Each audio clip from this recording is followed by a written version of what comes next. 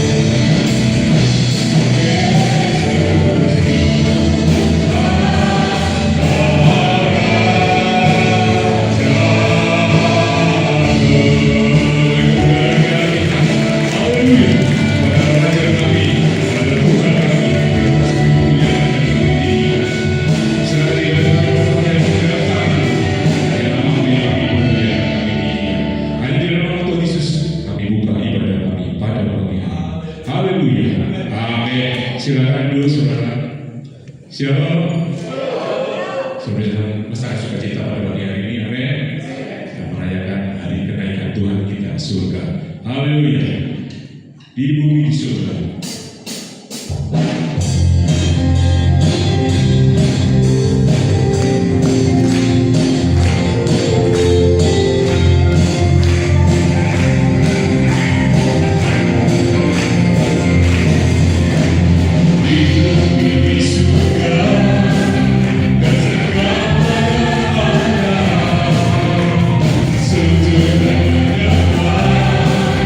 Di hadapan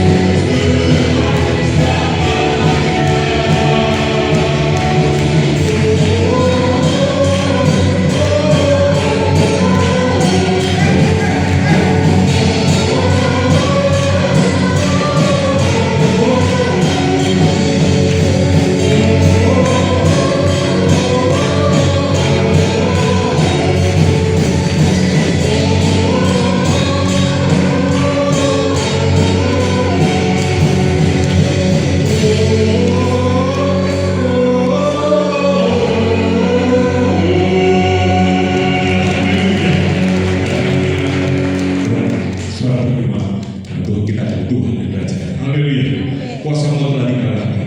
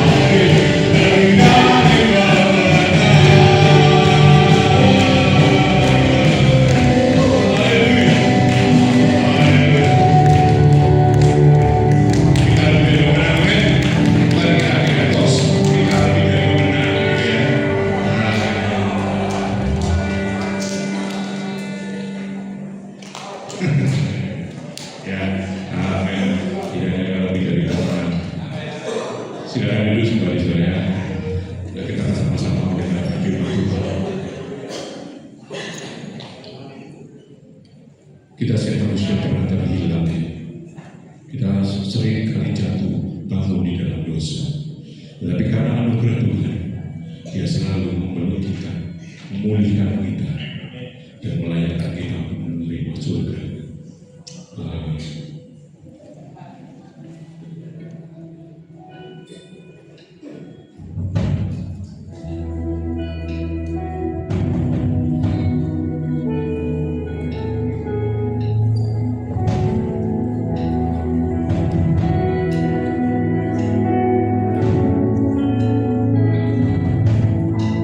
Setiap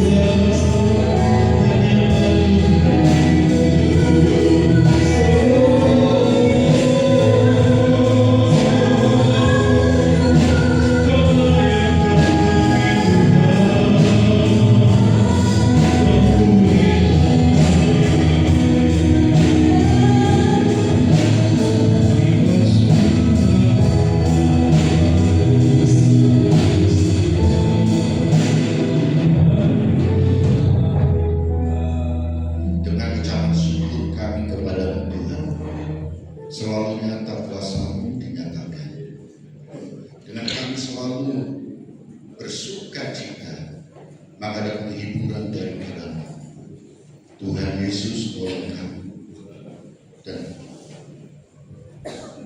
penuhilah kami dengan kuasa Roh Kudus.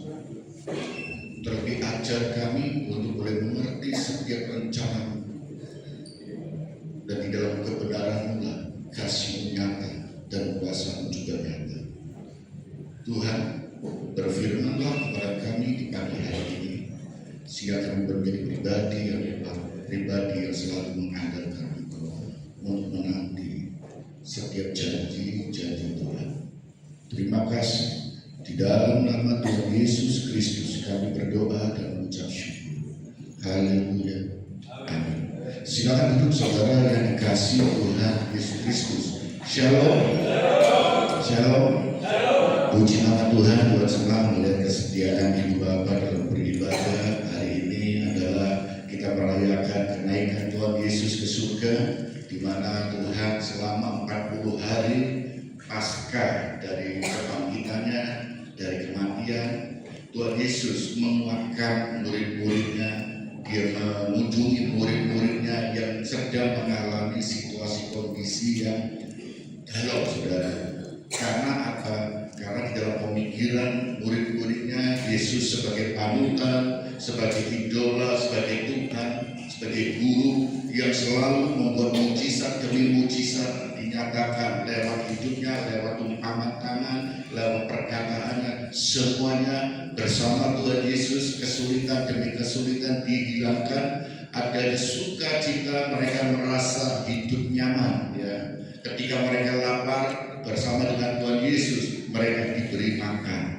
Ketika mereka susah, mereka dihiburkan. Artinya di dalam Tuhan Yesus ada kenyamanan demi kenyamanan. Tetapi kita melihat bahwa ketika Yesus menyadari hal ini, dia melakukan kebenaran, melakukan apa yang menjadi kehendak Bapa di surga atas dirinya, yaitu di dalam karya keselamatan umat manusia. Maka dia harus mengalami yang disebut kematian. Hanya lewat kematianlah maka Injil dapat disebarluaskan. Lewat kematian Tuhan Yesuslah dinyatakan bahwa dia mengalahkan maut. Maka segala sengat maut, segala kutuk telah dipatahkan dan ada kemenangan di dalam Tuhan Yesus Kristus. Dan di dalam 40 hari inilah ketika Yesus mengunjungi murid-muridnya, maka murid-muridnya yang ketika Yesus ditangkap dan mati, mereka mengalami kesusahan demi kesusahan, penderitaan demi penderitaan, bahkan mereka mengalami satu keputusasaan. Tapi Yesus memberikan kekuatan dan menyatakan dirinya bahwa apa yang mereka kecewakan ternyata dia balik hidup, dan dari kebangkitan, dari kematian itu.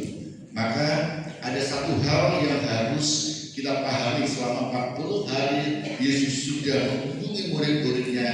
Ada waktunya Yesus untuk naik di tempat di mana dia menempatkan dirinya, yaitu di surga.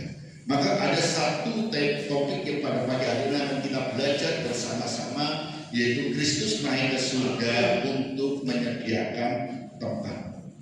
Tentu ada pertanyaan yang mendasar dalam hidup kita. Yesus naik ke surga, apakah hanya sekedar dia naik ke tempat di mana Yesus berasal, ataukah ada sesuatu impact atau dampak untuk kita orang percaya? Ketika kita berbicara surga, mungkin kita dapat mengatakan surga pasti Yesus menjadi tempat ke surga. Tetapi setiap ajaran di dunia ini juga mengajarkan tentang surga.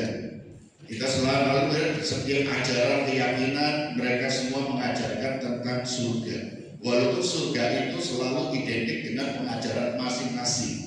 Ada surga itu terlepas dari penderitaan demi penderitaan di dunia ini. Ketika dia mengosongkan dirinya, dia mengalami suatu mati raga, dia harus menjalani semua pertapaan demi pertapaan untuk mendapatkan suatu kesempurnaan di dalam hidup, maka dia mendapatkan surga. Ada juga surga itu harus diperoleh dengan melakukan kebaikan demi kebaikan, karena dari kebaikan demi kebaikan itu akan terkumpullah pahala demi pahala. Dan untuk itu dia harus melewati satu rintangan demi rintangan untuk mencapai surga. Ada juga surga itu diajarkan dengan ketika dia manunggal dengan alam, maka dia itulah surga. Ada juga yang mengatakan bahwa surga itulah ketika engkau terjadi dalam hidupmu mengalami kebaikan, mengalami hidup yang berarti, bermakna bagi orang lain, maka engkau akan mengalami reinkarnasi yang baik dalam bentuk-bentuk yang terbaik, saudara. Tetapi bagaimana iman Kristen menjawab hal ini? Tentu berbeda. Iman Kristen, surga itu sudah disediakan oleh Tuhan Yesus ketika Yesus naik ke surga. Yaitu apa? Di dalam Yohanes pasal 14 ayat 1 sampai 4 dikatakan demikian. Di dalam Injil Yohanes pasal 14 ayat 1 sampai dengan 4. Demikian firman Tuhan. Janganlah gelisah hatimu, percayalah kepada Allah, percayalah juga kepadaku. Di rumah Bapakku banyak tempat tinggal. Jika tidak demikian, tentu aku mengatakannya kepadamu. Sebab aku pergi ke situ untuk menyediakan tempat bagimu. Dan apabila aku telah pergi ke situ dan telah menyediakan tempat bagiku, aku akan datang kembali dan membawa kamu ke tempatku, supaya di tempat di mana aku berada, kamu pun berada. Dan kemana aku pergi, kamu tahu jalan ke situ. Inilah yang disebut dengan bagaimana Tuhan menepati janjinya, yaitu di dalam penyertaannya. Yesus berjanji bagi siapa berjanji bagaimana dia hidup datang ke dunia ini adalah untuk memberikan tempat, memberikan kekuatan untuk kita semua. Dan ada dalam pemahaman orang Yahudi konsep tentang Allah. Allah dalam perjanjian yang lama itu berbicara tentang Allah yang selalu dikonotasikan dengan yang tidak kelihatan, abstrak. Tidak ada pribadi yang bisa berjumpa dengan Allah. Mereka mengkonotasikan Allah itu dengan apa? Dengan malaikat, keberadaan malaikat. Mereka berjumpa Allah dengan cara apa? Melihat satu sinar dengan semak belukar terbakar dan lain sebagainya. Mereka melihat Allah adalah Allah yang abstrak, yang tidak bisa dilihat secara mata, secara wujudnya sedemikian. Maka disitulah di dalam perjanjian yang lama muncul para nabi, di mana fungsi daripada nabi itu tugasnya adalah menyampaikan pesan Allah kepada umatnya.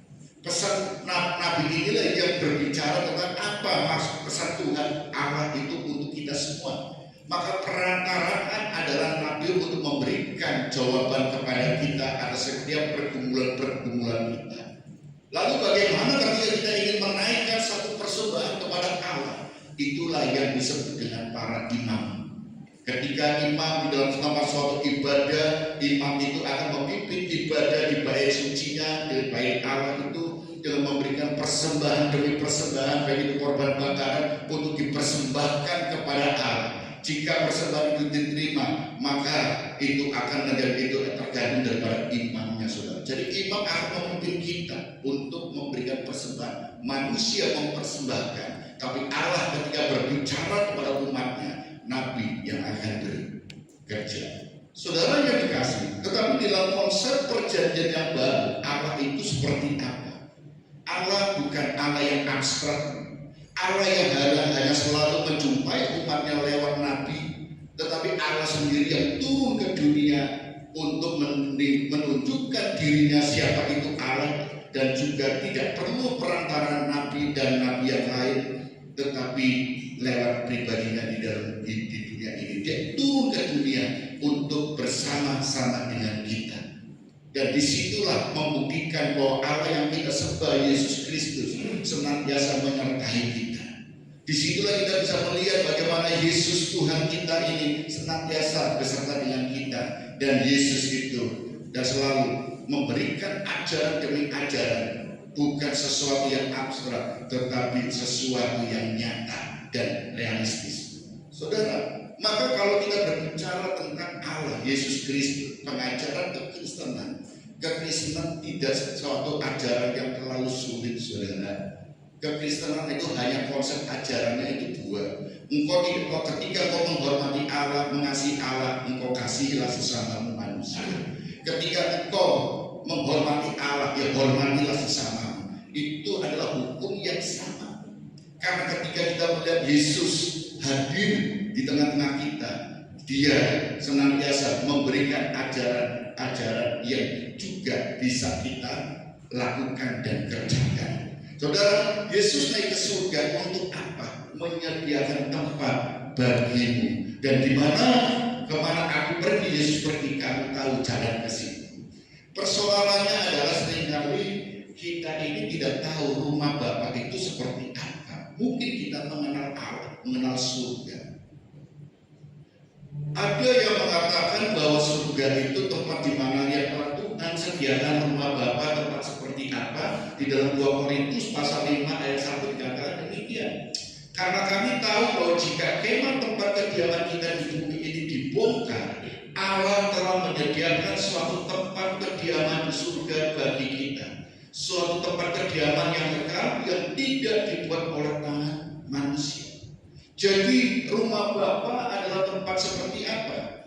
Yang tidak ada nyengat, yang tidak akan roboh, yang tidak ada satu panasnya udara. Saat ini panas di rumah walaupun pakai AC tetap ada panas udaranya. Rumah yang selalu apa? Ada catnya apa? Mulai melupas, mulai luntur harus dicat ulang. Mulai apa lagi? Rumah yang bocor-bocor. Rumah seperti apa? Di dunia ini perlu yang tidak ada kekekalan, senantiasa berubah. Tetapi surga adalah rumah yang kekal.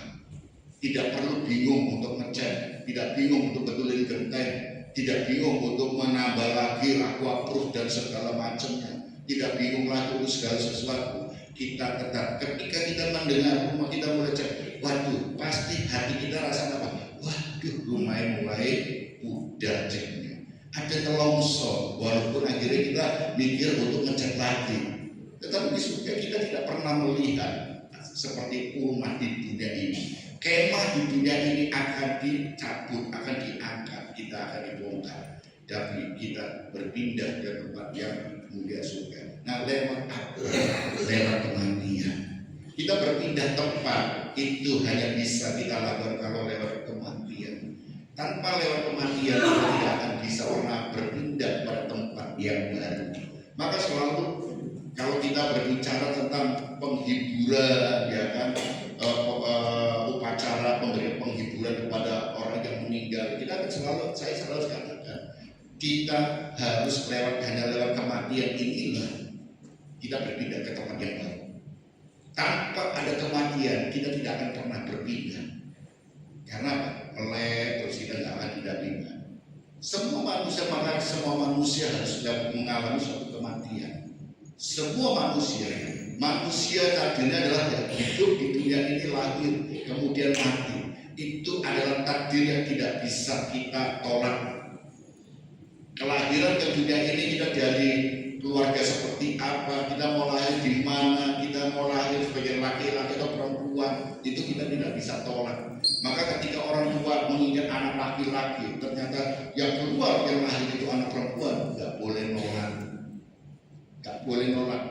Karena apa? Kadang-kadang kita orang tua itu ingin apa? Ketika kita mengingat anak perempuan ternyata lahir laki-laki, terus kita akhirnya didandani. Ada kepercayaan, saudara. Saya nggak tetangga dulu. Dia ingin punya anak laki-laki. Anak pertama adalah perempuan. Ketika punya anak lahir laki-laki, meninggal. Lahir laki-laki, meninggal. Akhirnya dia punya keyakinan dalam dirinya. Aku berarti nggak boleh punya anak laki-laki. Boleh punya anak laki istilahnya dalam pemikiran dia ada untuk di dalam keluarganya. Maka ketika anak itu lahir lagi, laki-laki, supaya dia hidup dan tidak mati lagi, didadari seperti perempuan, kasih anting-anting dan segala macam. Dan apa yang terjadi? Anak itu akhirnya dibentuk untuk menjadi pribadi yang ganda. Secara fisik dia laki-laki, tetapi dibentuk untuk jadi perempuan. Jadi kalau kita berkata, apakah orang yang mungkin banci atau apa segala macam ya itu, apakah itu memang sejak lahir? Tidak, Tuhan tidak pernah menciptakan antara dua-duanya di tengah-tengah antara laki dan perempuan, tetapi itu dibentuk oleh manusia dari sejak kecil. Mungkin didadari, mungkin bagaimana dari kecil diajak mainan suka ini, dari laki-laki main boneka-boneka, piano seperti main apa, biar tahu itu. Dari kita mulai dari ketika kita tahu laki-laki, ayo didiklah dia laki-laki. Kalau kita tahu dia laki perempuan, didiklah sebagai perempuan. Itu perlu supaya kita tidak menjadikan anak kita ini sebagai laki-laki, tetapi bergaya perempuan. Anak kita perempuan bergaya laki-laki. Memang kalau tomboy, bagaimana tomboy? Tomboy itu karena dia itu apa? Biasa mengidolakan papanya. Anak perempuan mengidolakan papanya. Senantiasa cuek sudah mengidolakan papa. Maka dia menjadi pribadi yang ingin tangguh seperti papanya. Saudara yang dikasih Tuhan Yesus Kristus. Oleh karena itulah mari kita sadar. Kita tidak bisa menolak. Nah, saudara yang kasih, kita lihat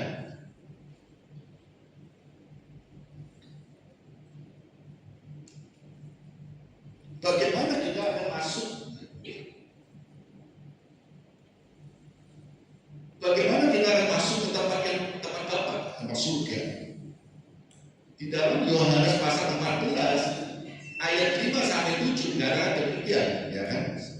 Ayat 5 sampai 7. Kata Thomas kepadanya, Tuhan, kami tidak tahu kemana Engkau pergi.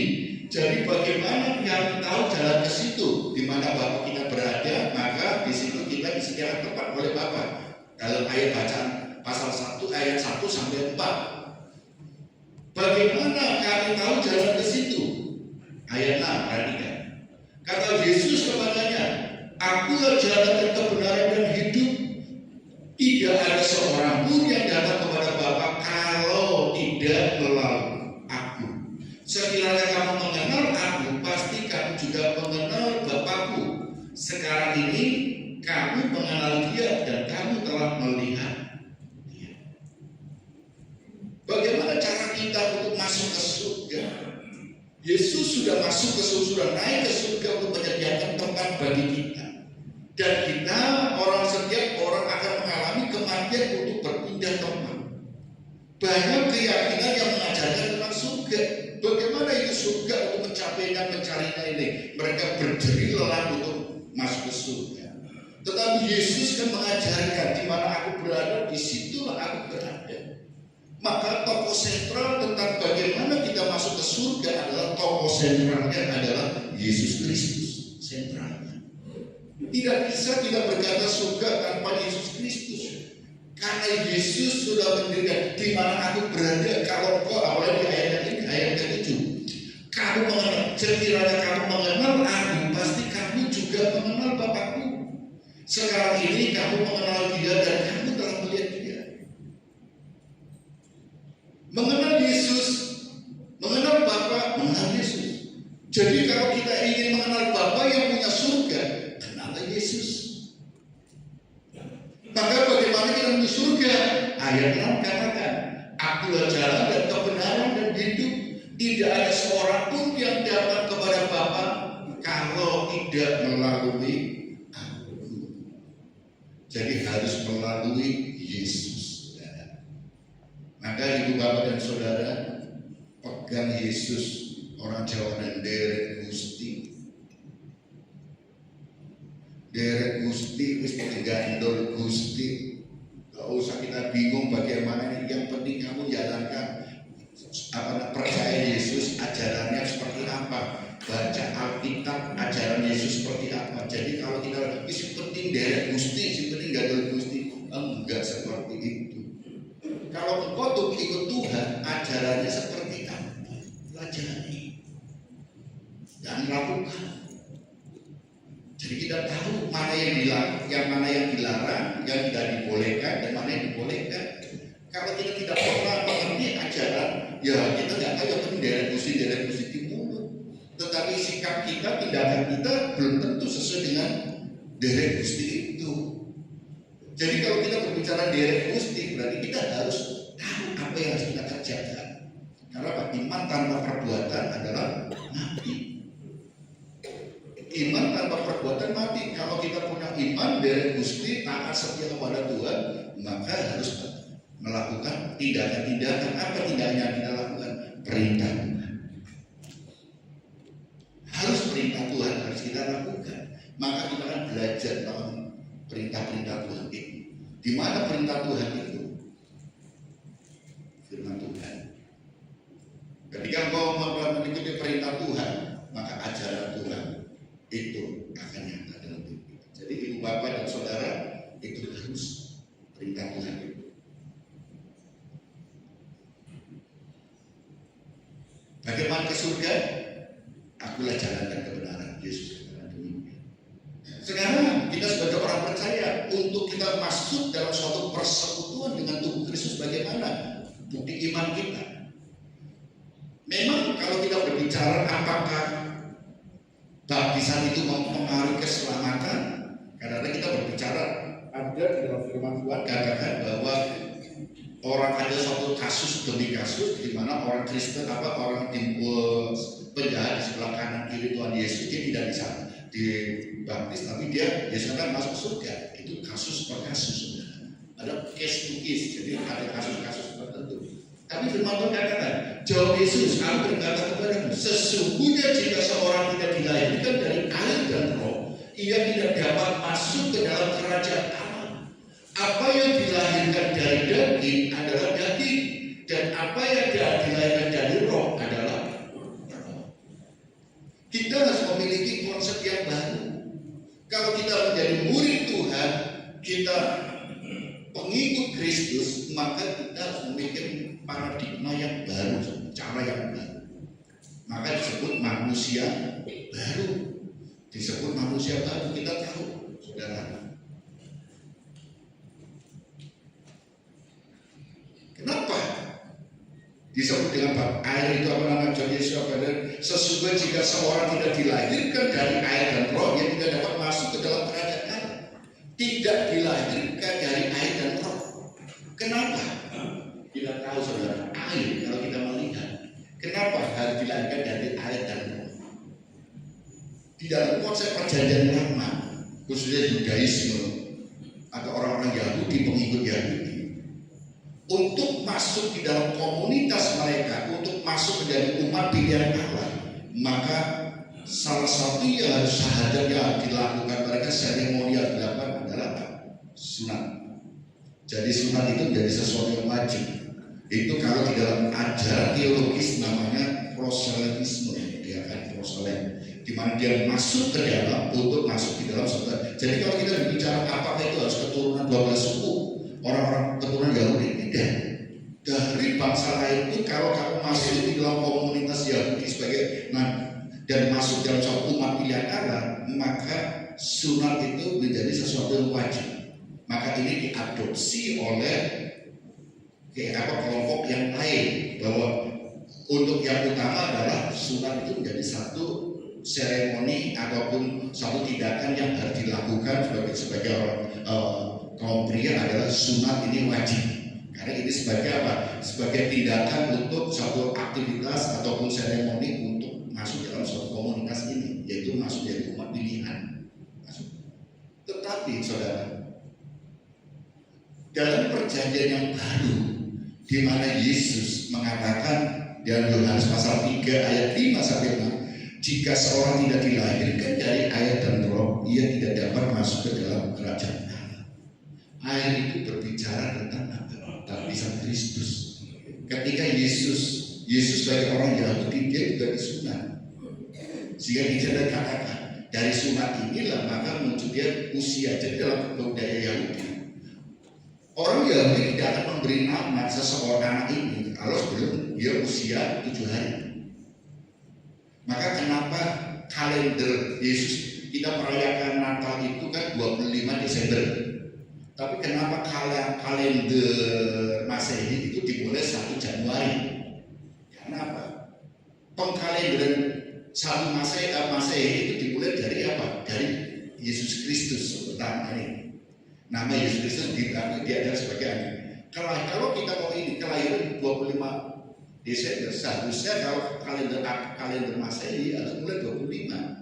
Tapi Yesus lahir 25, tetapi dalam budaya Yahudi itu 7 hari kemudian, itu 1 Januari, dia disebut, dia dilakukan sunat dan dikasih nama, dan dia disebut apa? Sudah mulai ini. Jadi pribadi yang punya nama. Maka Yesus diberi nama itu 1 Januari. Maka kalender Masehi itu dimulai 1 Januari, saudara. Inilah satu budaya, saudara. Nah, Yesus sebagai orang Yahudi dia disunat pada hari yang ke-7, yaitu di dalam 1 Januari. Maka disitulah dimulai kalender Masehi 1 Januari itu. Nah, tetapi di dalam ajaran Tuhan Yesus itu mengatakan bahwa Yesus juga dibaptis air di Sungai Yordan, dibaptis air. Maka inilah menunjukkan tentang ajaran yang baru. Yesus mengubah mindset dari ajaran yang lama, yaitu dengan sunat, menjadi satu baptisan di dalam Tuhan Yesus, bukan lagi sunat tetapi baptisan air. Maka setiap orang Kristen, Yesus mengajarkan tentang baptisan air. Maka setiap orang Kristen yang ada kesempatan untuk harus wajib melakukan baptisan, wajib. Keselamatan itu ada di tangan Tuhan. Ada orang yang diberi kesempatan untuk baptis tapi tidak baptis, ada something, dia belum percaya pada Tuhan. Jadi baptisan itu penting, saudara. Tapi ada kasus orang percaya Tuhan belum sempat baptis. Yesus menyelamatkan, imannya yang menyelamatkan. Jadi ada orang yang diberi kesempatan untuk baptis dan baptis tapi tidak pernah melakukannya. Berarti imannya masih bimbang. Kalau imannya sudah yakin, baptislah.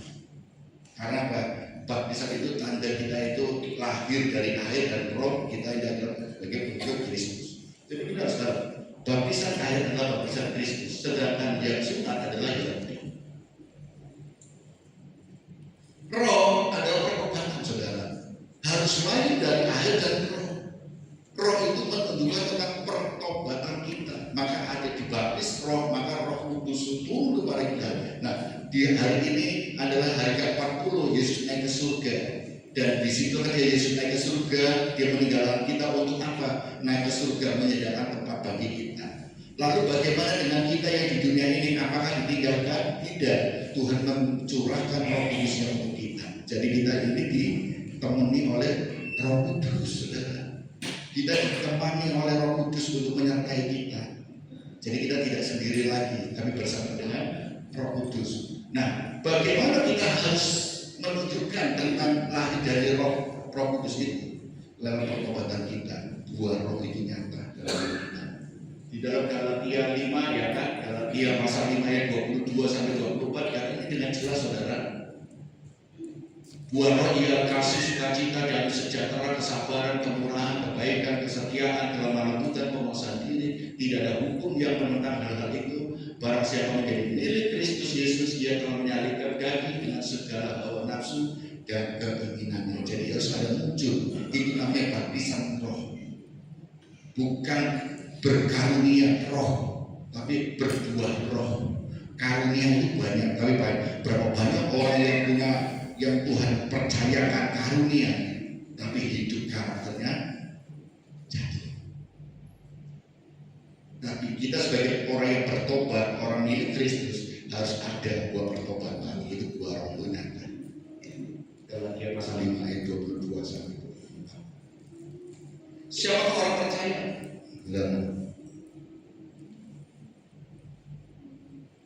Siapa orang percaya? Di dalam pasal 14 ayat 12 sampai 14 kata demikian. Aku berkata kepadamu, sesudah barang siapa percaya kepadamu, ia akan melakukan pekerjaan yang aku lakukan. Orang percaya itu adalah melakukan pekerjaan Tuhan, perintah-perintah Tuhan. 13, dan apa juga yang kamu minta dalam namaku, aku akan melakukannya supaya Bapa dipermuliakan dalam anak. Kita ini melakukan bukan aku lagi, aku untuk Kristus kita. Kristus yang ada dalamku. Jadi bukan aku, tapi Kristuslah yang hidup dalamku. Jika kamu meminta sesuatu kepada aku dalam namaku, aku akan melakukannya. Kita selalu ada, Kristus ada dalamku. Kalau kita ada dalam Kristus dan firman-Nya ada di dalam aku, kita ada di dalam firman. Saudara, sekarang kita lihat janji Kristus kepada orang percaya. Janji Kristus kepada orang percaya. Di dalam Yohanes pasal 14 ayat 16 sampai 17 katakan demikian. Aku akan minta kepada Bapa dan Dia akan memberikan kepadamu seorang penolong penolong yang lain supaya ia menyertai kamu selama-lamanya, yaitu roh kebenaran. Maka jadi Kristus pada orang percaya adalah apa? Engkau tidak akan sendirian, tetapi engkau diberikan satu panduan, diberikan satu penolong untuk kita, yaitu roh kebenaran. Jadi kita tidak perlu takut mana yang benar. Kebenaran di dunia ini adalah relatif, tetapi kebenaran firman itu adalah absolut. Apakah firman boleh diubah? Maka kalau kita belajar firman Tuhan dalam Alkitab itu ada dua hal, saudara, yaitu teks dan konteks. Teks itu tidak boleh berubah, tidak bisa berubah, yaitu firman tidak diubah. Tetapi konteks itu bisa berubah. Konteks itu apa? Berbicara tentang kebudayaan, berbicara tentang tradisi, berbicara tentang sosial masyarakat, berbicara tentang wilayah kedaerahan, itu bisa berubah. Tetapi kalau teksnya, firmannya tidak pernah berubah. Jadi kalau kita belajar tentang, mungkin setelah mengenal tentang kontekstualisasi, itu konteksnya yang berubah, penginjilan, tetapi teksnya tidak berubah. Ketika kita berbicara konteks di daerah sana itu selalu berbicara tentang makanan hidup. Kita hidup itu bukan dari makan roti dan apa saja, tetapi dari apa? Dari setiap firman. Artinya apa? Roti itu kalau di Indonesia, karena budaya kita makan nasi, makan gandum, makan sagu dan sebagainya, itulah konteks yang berbeda wilayah. Jadi kita bisa berubah, saudara.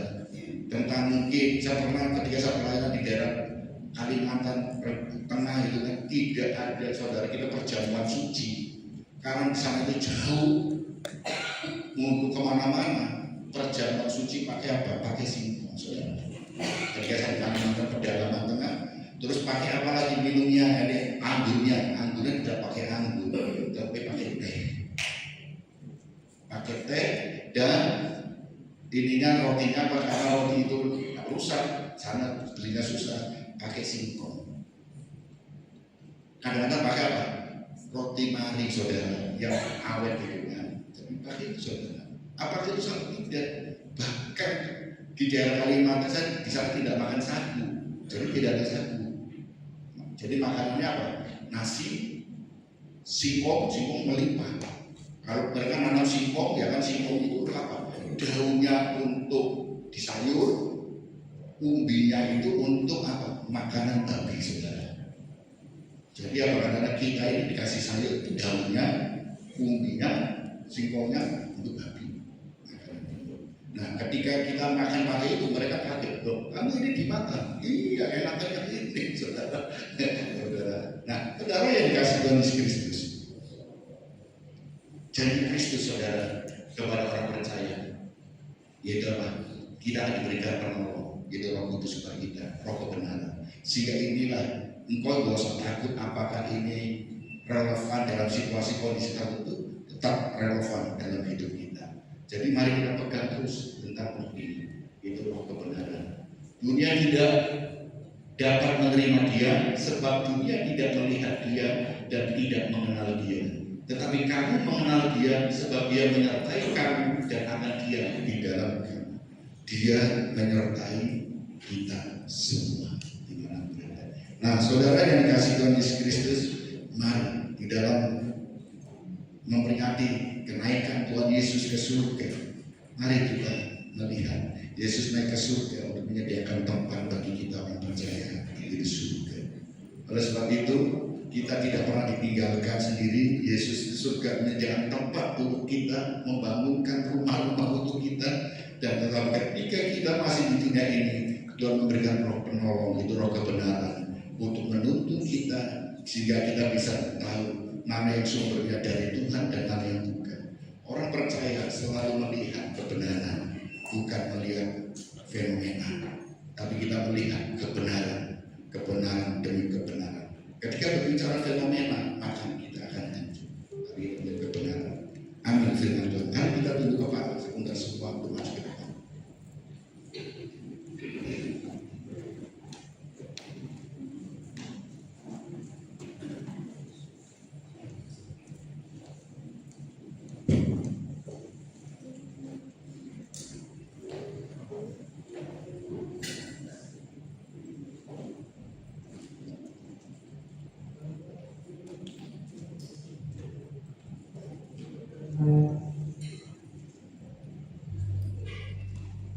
Saya undang Bapak berbagai berdiri.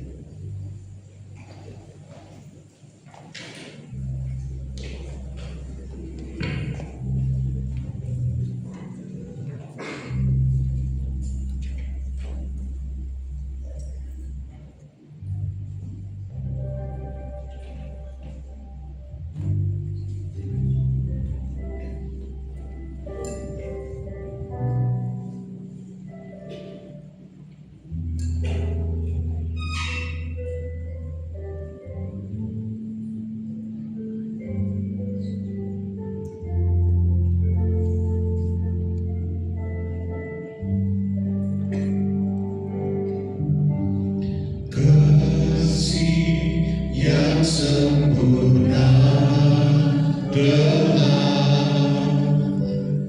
ku terima darimu, bukan karena kebaikanmu, hanya oleh kasih karunia.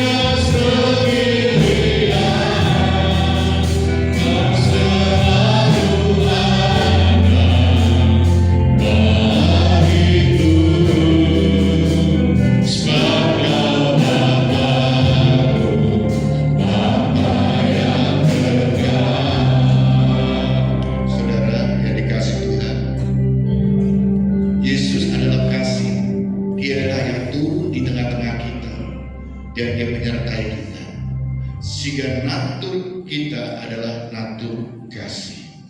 Saudara, ingatlah Yesus naik ke surga menyediakan tempat untuk kita dan memberikan Roh penolong untuk kita bersaksi bahwa Yesus yang kita sembah hidup dan naik menyediakan tempat untuk kita semuanya.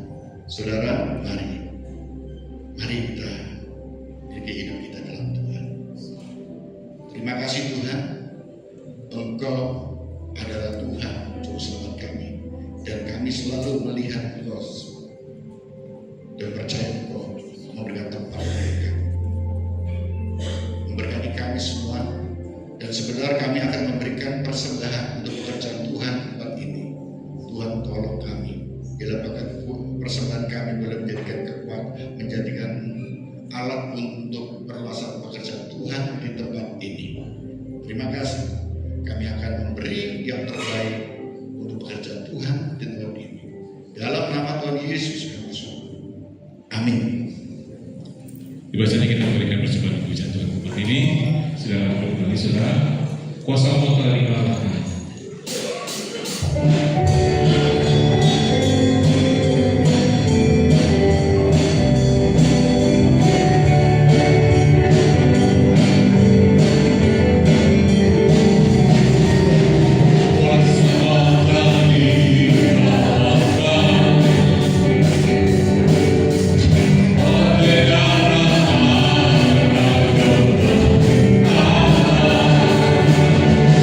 Yesus